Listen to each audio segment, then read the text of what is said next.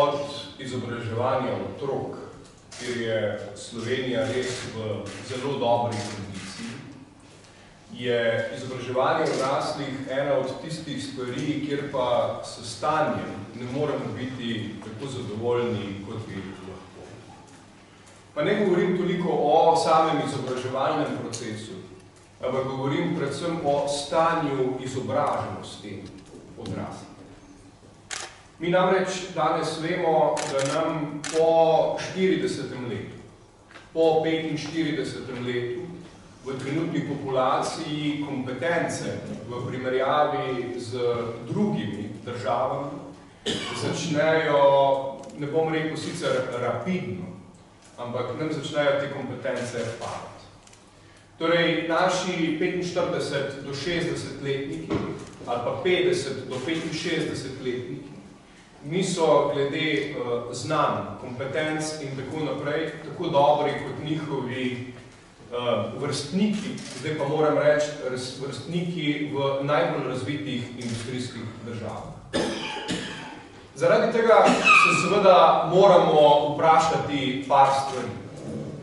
Prva je, kako dobro pravzaprav te kompetence, potem ko posamezniki izidejo iz formalnega izobraževanja, nadgrajujejo, oziroma na drugi strani, kako dobro imamo sistem nadgrajevanja teh kompetenc kasneje, ko posamezniki so že v nekem delovnem procesu.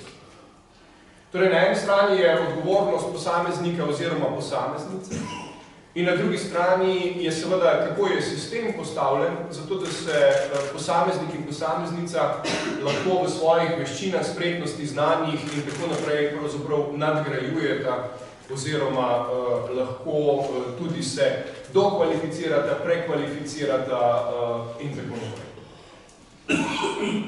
Mi, kot rečeno, nimamo zavidljivega stanja.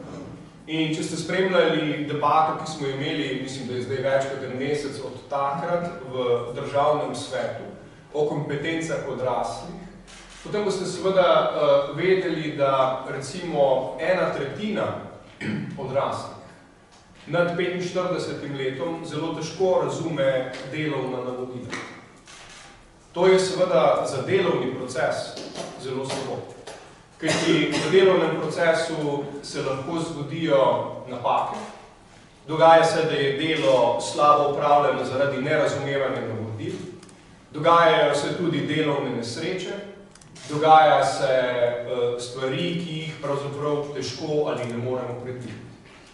In zaradi tega je, kot rečeno, odgovornost tudi Ministrstva za izobraževanje, znanost in šport, da ne dela samo v okviru tega recimo formalnega dela izobraževanja z najmlajšimi ali pa z mladimi generacijami, ampak da enakomerno celotno zadevo naredi za vse generacije, kajti ni več tistega, da si enkrat hodil v šolo in potem enkrat in zavedno smo to zadevo končali, ampak je že davno postala orientacija to tako imenovano vseživljenjsko učenje.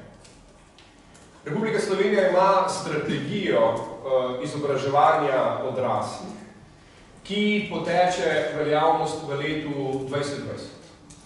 Imamo tudi študije, tudi najnovejšo študijo OECD-ja, ki nam kaže neko sliko, kje pravzaprav v izobraževanju odraslih smo in kaj bi bilo treba narediti za to, da to izobraževanje odraslih nadgradimo.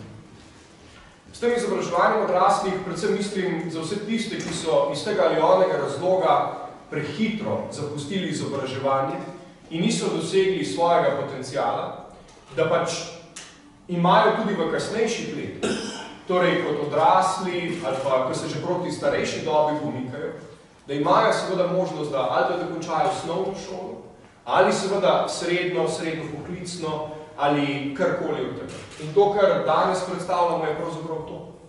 To je promocija tega, promocija vseživljenjskega učenja, promocija tega, da lahko naši, zdaj pa ne bom rekel starejši, ampak v